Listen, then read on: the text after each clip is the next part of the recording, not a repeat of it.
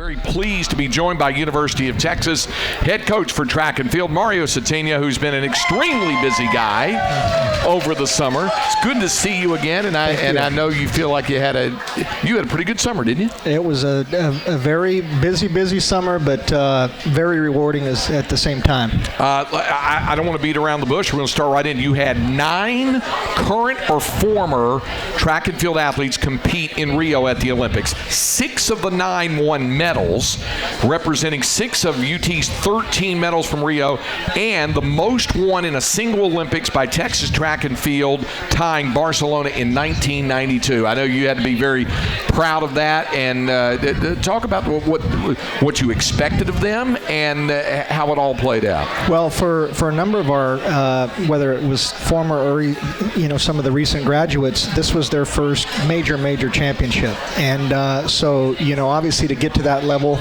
they're cut above and they're the best in the world. But when you're at the Olympic Games, you never know, how they're going to perform, and it was lights out. It was kind of just business as usual, and it started off with Michelle Carter, early on in the track and field portion of the Olympic Games, winning the gold medal on her final throw, and I thought, how can it be any better? And then, in the latter half, you have Ryan Krauser, setting an Olympic record, bringing home the gold medal as well in the shot put. So with the relays, with Courtney, with Morlake, Ashley, obviously in the 400 hurdles, I mean, it just, Chris Ann Gordon representing Jamaica, just some wonderful things that took place. I love this number, and I'd heard a couple of numbers about this, but I love this. David Weichman provided this. If Texas track and field was its own country, the Longhorns would have ranked 19th in gold medals and 39th in total medals just in track and field. What do you think that says, not only about the program, but about the medal of these young men and women and what they did? Well, I think it goes back to the support. Every one of them, as they started off as freshmen here on the 40 acres, just the support that goes on behind the scenes with the facilities, with the medical care that they're able to receive, the nutrition.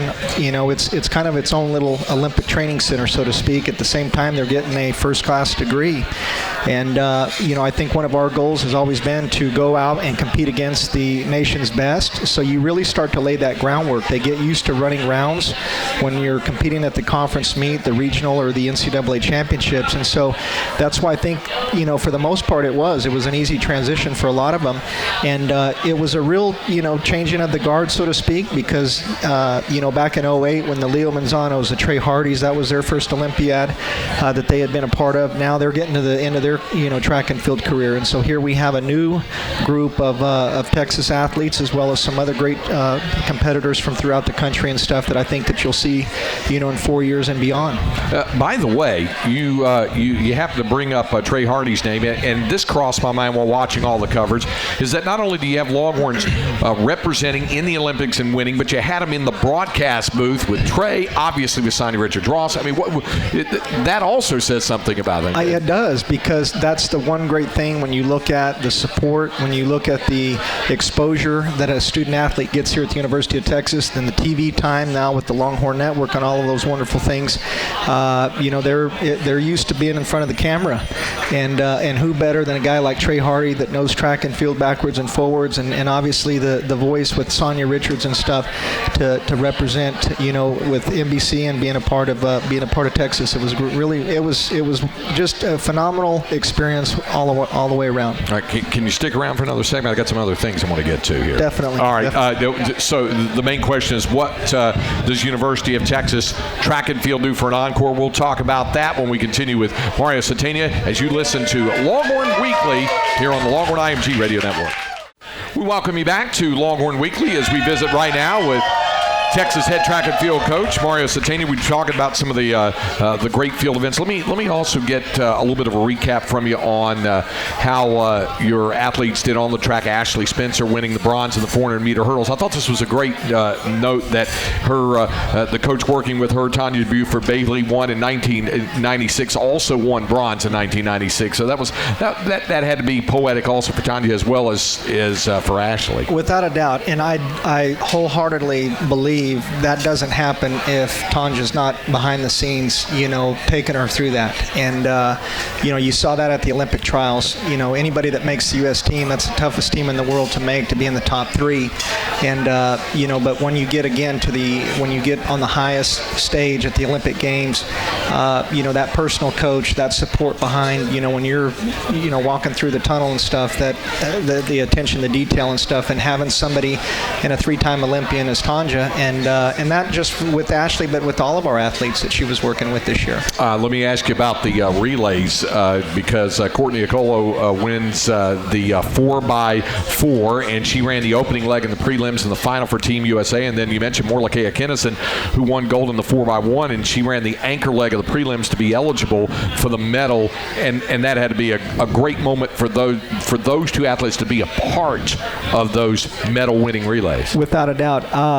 For Courtney, she had one of the top times in the world this year when she set the collegiate record back at LSU, running 49.7. And, if she had one bad race this year, it was the finals at the Olympic trials, where instead of being in the top 3, she ended up 6th, but at least she was in the relay pool. I really feel like it was a great experience for her to be a part of the relay, to really see what this stage is going to be about.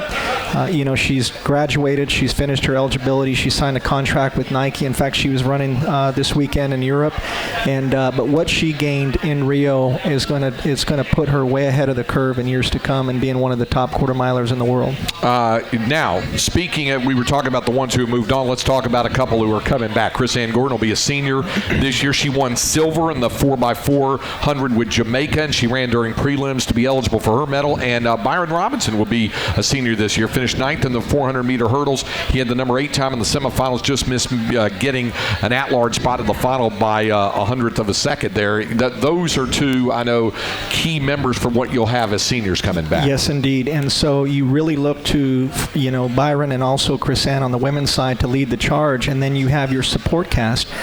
We have a lot of great returning athletes, both men and women.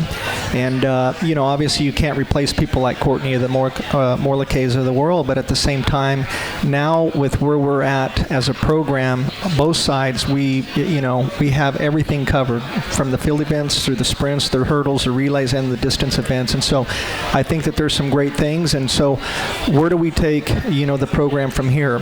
Our women have not lost a Big 12 championship since we've combined programs. We won 3 of the 4 titles last year. The men lost by 1.5 points indoors, but we really are still trying to put together that program, that team that can win the national championship, both men and women.